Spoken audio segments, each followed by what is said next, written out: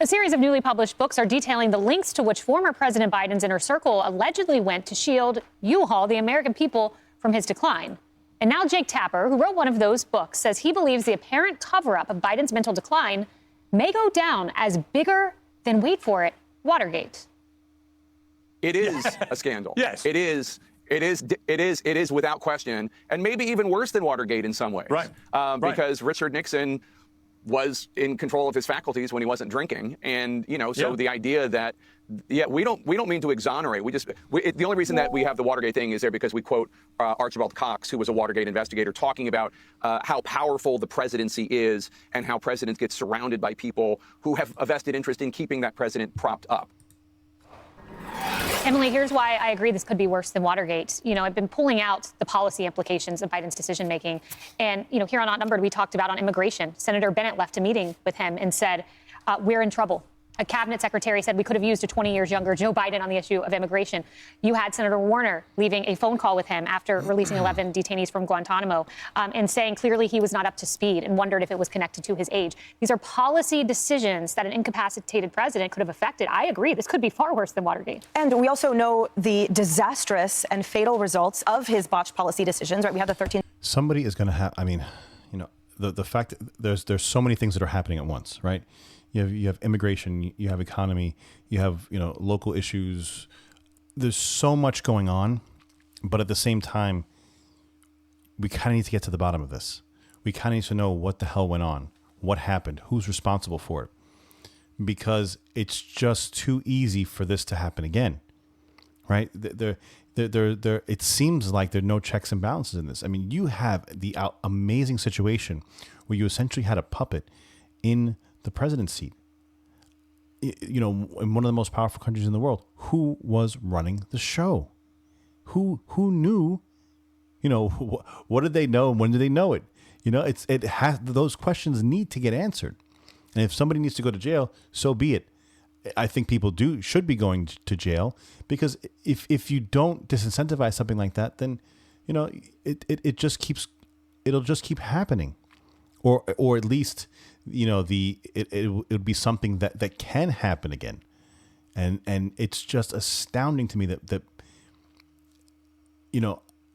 thankfully Tapper trying to get a foothold on selling this book, it's getting out there, but it's not coming across as something that the media is on the left-hand side. I'm talking on the right-hand side. That's all we've been talking about. There's the fact that the media's been running cover. On the left, Tapper's going around doing this apology tour to try to sell this book. But in the end, it's like, you guys all knew. Everybody knew. You all should be held accountable for this. It's horrible. And it can absolutely happen again. Service members from the botched pullout of Afghanistan. We have the reports of surface-to-air missiles in the hands of terrorists in this country because of the open southern border.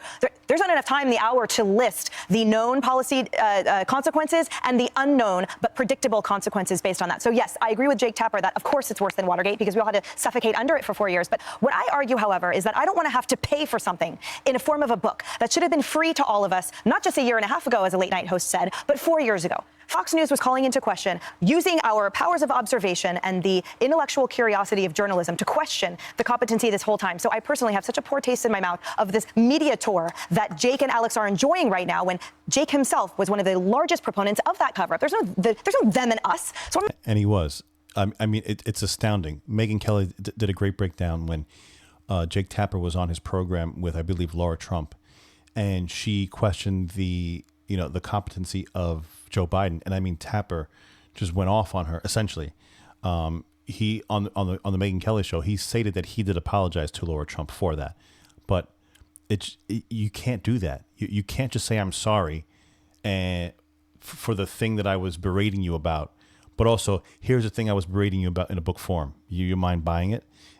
It's sickening, and how is that not like the dam exploding on the left? Like, how is that how are you not awash in the fact that you were the people that believed it, the people that sat there and consumed CNN, MSNBC, local news for years and years and years, when people on the right were saying this guy is, he's demented, and just labeled conspiracy theorists, like laughed off, thrown off of shows, and now it's true. But now people on the left, they just skip over the step, like, oh yeah, they lied about it or whatever, and go on to the next thing. No, it continues. Stuff like that doesn't just stop. Propaganda doesn't just stop, right? If one part of the propaganda is exposed, they don't just say, yeah, it's all a sham. No, they keep it going, right? But people can't, they can't release themselves from the mind virus, right? You see a glimpse of outside of the matrix. You see a glimpse of outside of the cave, but you're still, you turn, what is it, Plato's cave, where it's just the shadows on the wall or whatever. And then the person goes outside, and at first outside is scary. And we all kind of know that, especially like the majority of Gen X, millennials and stuff like that are kind of like awoken, to this, you go on this ride, you're first you're a lefty or you're liberal, especially like if you're in a major city, that's kind of the way it is. And then you wake up and you realize that it's all been a lie, it's all been fake. And then once you're on the other side, you still question everything. And that's the difference. The difference between somebody that has gone from one side to another. And again, if you look at it, you always go from left to right. I don't know of anybody that's gone from right to left, right? So you always go towards liberty, towards conservative, towards Republican, whatever that is. Whatever realm you're in, it's kind of like, the different religion, that there's Roman Catholic, there's all these different types of Catholicisms, but they're all under the same umbrella. Once you leave the left, once you left the, once you're red pilled or whatever the thing it is that you say it is, you're never the same, right? You have a different mindset of how things work, but you also question everything, right? You don't want that to happen again. You don't want yourself to be subjected to the same lies and let that curate inside your mind and make you into a different type of a person that you shouldn't be because you're being lied to. So everything that comes in now, there's a sense of skepticism with everything. And that's really good because, it'll be a lot harder for you to be taken advantage of. Not that it can't happen and not that it doesn't happen, because there's propaganda on both sides. There's propaganda everywhere. But once you've taken that step and left a certain, a mindset that's that you grew up in or whatever, you're a little bit more on your heels and you're a little bit more aware. I'm not quite sure why we continue to swallow and accept writ large what this person has to say and wait for it coming out soon, page 67, when I lived it and when people didn't live it because they died under that president. And 86% of the American people thought President Biden was too old to run again. So the American people saw it. Harris, I want to play this soundbite. This is Alex Thompson this weekend on Fox News. In the book, you quote a longtime Biden aide basically admitting he shouldn't be running again. They said to you on page 85, he just had to win, and then he could disappear for 4 years. He'd only have to show proof of life every once in a while. His aides could pick up the slack. Who would have been running the White House in a second Biden term? Well, this person went on to say that when you're voting for president, you're voting for the aides around him. But these aides were not even Senate-confirmed aides. These are White House aides. These were unelected people. And one of the things that really I think comes out in our reporting here is that if you believe, and I think a lot of these people do sincerely believe, that Donald Trump was and is an existential threat to democracy, you can rationalize anything, including sometimes doing undemocratic things, which I think is what this person is talking about. Harris, so the point was made that these are not Senate-confirmed aides. Listen to these two sentences, allegedly from a cabinet secretary to Alex Thompson. I've never seen a situation like this before with so few people having so much power. They would make huge economic decisions without calling Treasury Secretary Yellen. These aides seem to be the ones making the calls. That's not the way democracy works. Well, and you've known from me since this first started breaking a few weeks ago. And as Emily said, well, we didn't really need the news. We were all living it for 4 years. But what you've heard from me is foreign policy over and over and over. Where would we be with Russia and Ukraine if the president of the United States at the time, Joe Biden, had been sentient enough not to tell Russia, just don't do a minor incursion, even though he had over 100,000 troops already massing on the border of Belarus? We knew he was going in somewhere. Oh, where would that be? Ukraine. But I took a look at the Politburo, which is what they call the Group of Five, right? Anita Dunn, Ron Klain, Mike Donnellan, Jeff Zients, Steve Ricchetti. And I actually looked at their resumes. I don't see foreign policy on here. And sure, Jeff Zients has been there. He had a background in health and economics. Mike Donnellan, senior advisor to Biden. They've seen some things, but they didn't. If you guys can subscribe, that really helps. If you can like, that'll help too. If you want to comment and talk with me down below, I'll absolutely do that. And that would also help. They didn't get into the goo, if you will, to make a better decision about pulling out of Afghanistan the way that Biden did.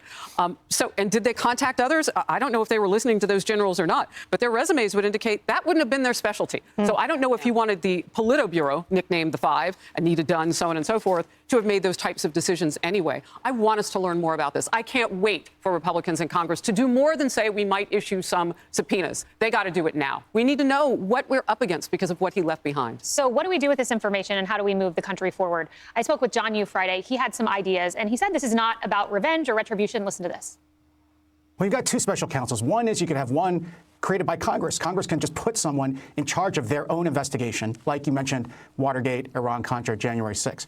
Or the Justice Department can trigger those regulations that you mentioned earlier. That would be up to Attorney General Pam Bondi. She could just appoint Robert Hur special counsel, just like he was before. In fact, you could almost say he has unfinished business. It's not to settle scores. It's not to get at Biden for the things he did that were wrong. It's to fix the presidency going forward. I don't think the founders who put all this power in the presidency, I don't think they ever anticipated you would have someone who really just became mentally incompetent while they were in the job. This is key, Paul. The 25th Amendment was put in place in 1967. A majority of the cabinet can remove the president. That didn't work. It didn't work. We need to have a real discussion about how we make sure this never happens again. All right, two quick points I'd like to say. First of all, the situation here relative to this Jake Tapper book, right? We had initially Watergate, then we had Bidengate, which is what we get. This is Tappergate. And the idea being that we're supposed to just take our eyes off of what really happened. And the bright shiny here, he's triangulating against what he did. It's all about the book now. It's all about him. It's all about his bank account. And we're supposed to ignore the fact that he, along with the rest of the media, are the culprits here. Number two, if Donald Trump could be convicted, he's a convicted felon. That's the point they wanted. If he could get convicted of 34 felonies, if that could be paying off Stormy Daniels could be characterized as election interference, then what was this? Exactly. All right. In 2020, they kept him in the basement, calling a lid at 11 o'clock. You need hearings, as you're saying. I'd like that to see that to be the backdrop of summer. As we're all going to barbecues, doing what we do in summer. In the background, you know, Wimbledon's on, baseball's on, not really paying attention. That should be the backdrop of summer 2025. Hearings about what went on because we need to know. You know, Cheryl, I also asked Michael LaRosa, who was Joe Biden's press secretary, how big this group was. He told me 6 or 7.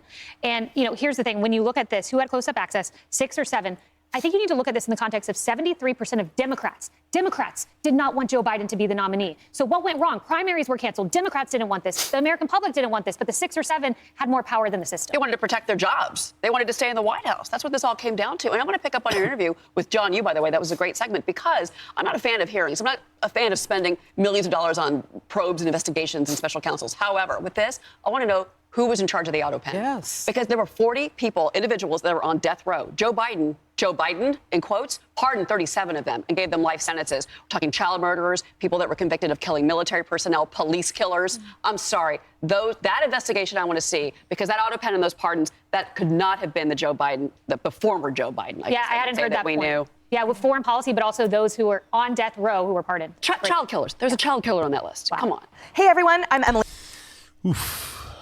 This is, it needs to happen. It needs to happen.